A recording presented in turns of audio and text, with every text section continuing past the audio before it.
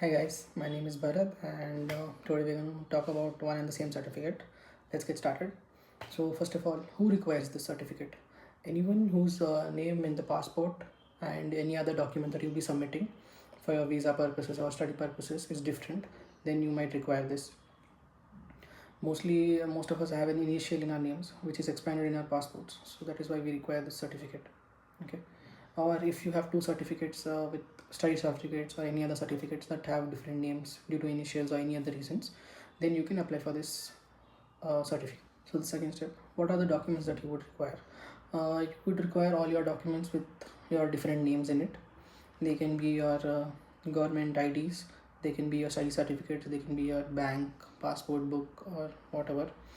And then you would require your Aadhaar card and your passport. So the printout of your Aadhaar card, your passport, and your documents in which your names are different, or if it is your passport and other document, then it's the same thing. Make sure your father's name in all these documents are the same, because that is a factor they would be looking into in all the documents to verify. Also, you would require a notarized affidavit. So an affidavit is something that you declare or you mention with on a bond paper.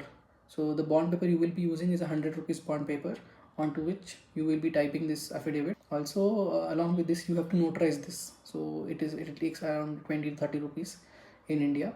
You can go to any notary nearby and get it notarized. They'll just put a stamp and they sign it. Also, you would require a letter. So you should write a letter saying that to the Tehsildar's office that I request for one and the same certificate for so and so reasons. This is my passport number and so and so. So you will put your letter, you will put your affidavit, and then your passport and other supporting documents onto which your names are different. You can also attach your Aadhaar card on it. So these are the documents that you will be requiring. Coming to the third stage, that is where do you submit it? You submit it in your Tehsildar's office. So you can search by in your whatever address wherever you've been living in that jurisdiction which Tehsildar's office comes. You can go to that sub magistrate or Tehsildar's office and submit this application. After once you apply for this certification, after 1 or 2 days, it will go to one correspondent who handles the certificates or who's in charge of your jurisdiction, your sub jurisdiction. After that, they will review your application and they will forward it to the manager for a sign.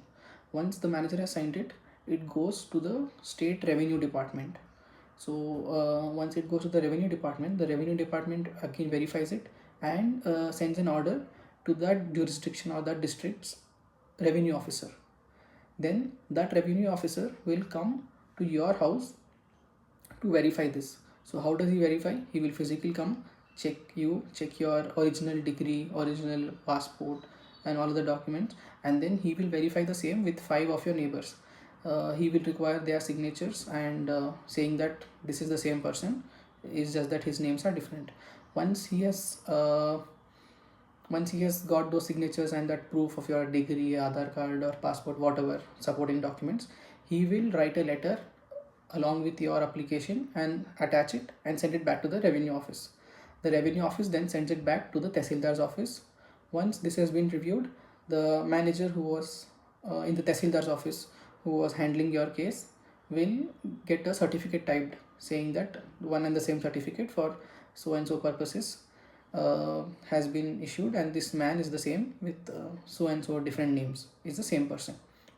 Once this is done, the Tehsildar will sign it, and then congratulations, you have your one and the same certificate. Also, so this whole process might take around 1 month, because I think the first 2 days it just takes for them to review your application, as there are a lot of applications once you submit it. So after that, there might be a lot of government holidays also, because with the period I applied there were a lot of festivals going on. So that happens, and then they take 2 or 3 days to get it signed from the manager, send it to the revenue department. Then the officer in charge comes and checks in your house, he sends a report back. So all of this might take around 20 days, a good 20 days. And you might be required to follow up a lot of times to these government offices, as they might not keep it at higher priority, but it might be a higher priority for you guys because of your visa deadlines and other things. So it is advised that if there is an agent will be there around those offices, please take help of those agents, because you will save a lot of time. If you have time, then that's good thing, you can go there, follow up and get it done. But if you don't have time, it is advised that you take an agent or some supporting help, so that this can be taken care of without your because without your attention on this matter a lot, because I was working and then I had to take a lot of leaves to just go follow up and get it done. So that is one advice. Yeah, thank you.